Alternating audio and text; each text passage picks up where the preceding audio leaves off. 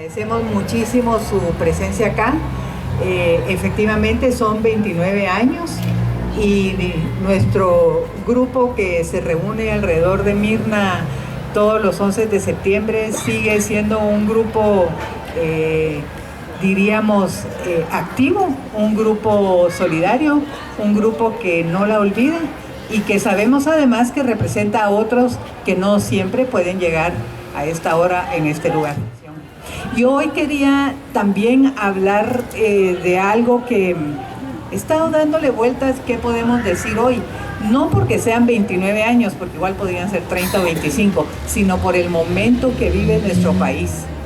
Es un momento en el que a veces, conversando entre nosotros, hemos pensado que es un retorno.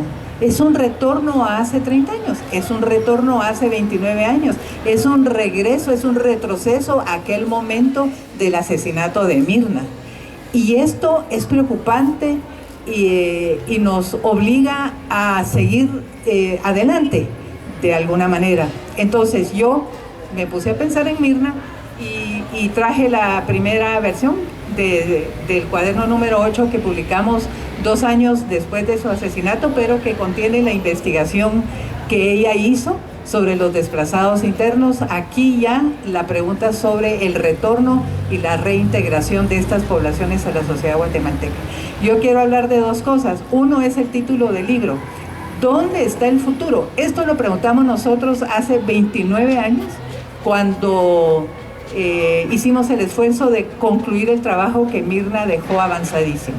Este título no lo discutimos con ella, no dio tiempo de discutirlo con ella, pero su equipo y aquellos que trabajábamos en Avanzo en aquel momento pensamos que la pregunta ¿dónde está el futuro? Reflejaba bastante bien las preguntas que Mirna se hacía durante su investigación.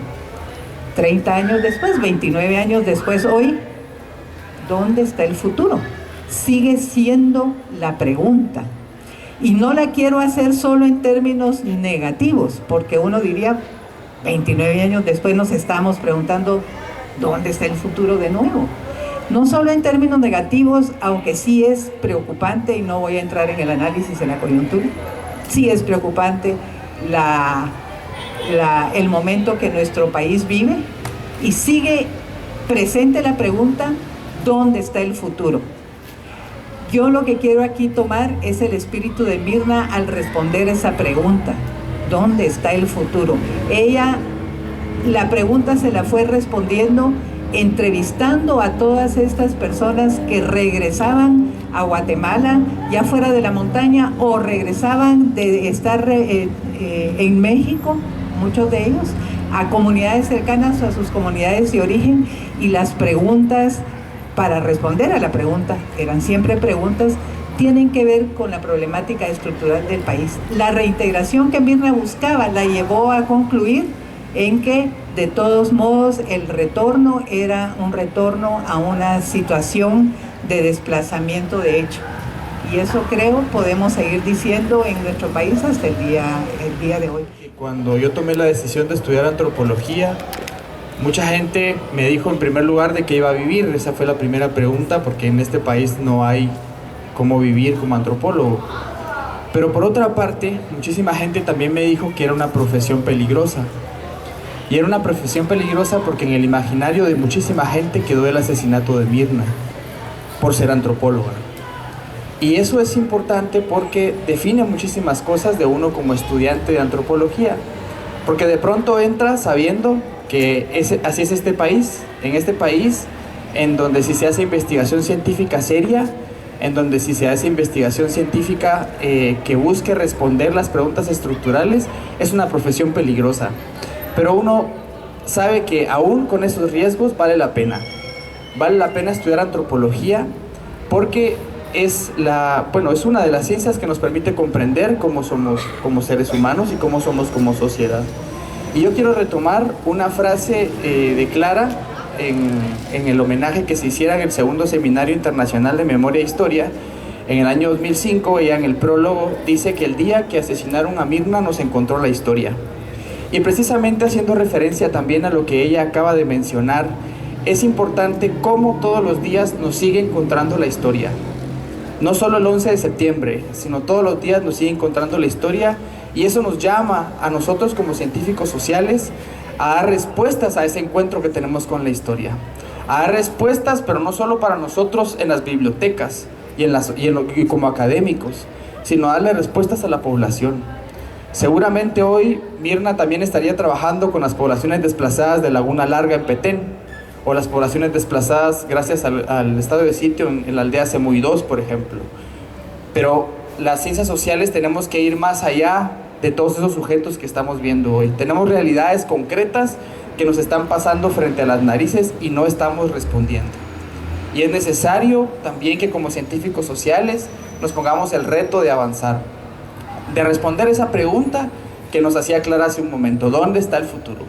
Más allá de definir una fecha, más allá de definir un suceso, tenemos que ir definiendo procesos, tenemos que ir acompañando cada uno de los esfuerzos que la sociedad haga para transformar su realidad. Creo que ese es el legado más importante que nos dio Mirna: trabajar con un sujeto verdaderamente que nadie quería trabajar probablemente, pero que solo los antropólogos y las antropólogas entendemos eso, porque uno encuentra antropólogos y antropólogas en las situaciones más inhóspitas en las que uno puede hacer investigación, y uno dice, bueno, ¿qué le encontrará este académico a esta investigación, o esta académica a esta investigación? Pero lo más importante es que uno busca dar respuestas, y ojalá podamos encontrarlas, y ojalá podamos entregarlas, y ojalá la población encuentre sentido, se identifique con ellas, y ojalá pueda usarlas para su vida diaria. Primero, gracias a todos y a todas por estar aquí. Como decía Clara, 29 años hemos estado aquí juntándonos por puro compromiso. Pero debo contarles que, bueno, este año, desde hace varios años con este payaso, hemos tenido realmente, nos hacemos muchas preguntas, ¿verdad? Pero este último mes, la verdad es que ha sido muy difícil. Primero, creo que el 6 de agosto, ustedes sabrán, también tuvimos una sentencia en el caso de Mérida Escobar. Mérida Escobar fue el policía que hizo la investigación del caso de Mirna y que fue asesinado, y junto con él mataron a otros 2 inocentes. Entonces, de alguna manera ya podemos explicar jurídicamente, con una verdad jurídica, realmente lo que en los acuerdos de paz quedó, los cuerpos ilegales y aparatos clandestinos. Podemos demostrar jurídicamente también qué significan esas operaciones de inteligencia. Y ese mismo día también estábamos presentando un informe sobre la evolución de las redes, ¿verdad? Que antes eran los cuerpos ilegales y aparatos clandestinos, ahora redes económico-político ilícitas, que daba una respuesta a toda la lucha que los guatemaltecos hemos estado sosteniendo o resistiendo, ¿verdad? Porque ahorita ya entramos en la modalidad de la resistencia. Y después también era todo el cierre de la CICIG. Entonces ha sido todo un remolino de emociones, ¿verdad? Porque era volver otra vez, ¿verdad? Después de lo que habíamos avanzado, regresar otra vez al inicio, al punto de inicio como empezamos. Y cuando hemos hecho los análisis, pues con las compañeras, y de estar haciendo los escenarios y de ver cómo nos están aplicando el Victoria 82 actualizado. Entonces yo creo que todavía hay muchos ejercicios de memoria, de resistencias, que las podemos aplicar, reloaded, como decimos, ¿verdad? Actualizados. No podemos negar que estamos en un momento muy difícil. En términos políticos, cada vez más vemos que hay un retroceso en nuestra capacidad para expresarnos libremente, para pelear por la justicia, para pelear por la verdad, y vemos un Congreso y vemos las instituciones cooptadas, moviendo agendas regresivas a favor de la corrupción y la impunidad. Y han ganado muchas batallas. Pero lo bueno de los tiempos difíciles es que, aun cuando hay algunos que muestran su lado más agresivo, más hostil, la hazaña, también ocurre que nos juntamos y nos empezamos a ver entre aquellos que buscamos otra cosa y que aspiramos a la justicia, a la verdad, a una democracia y a más igualdad.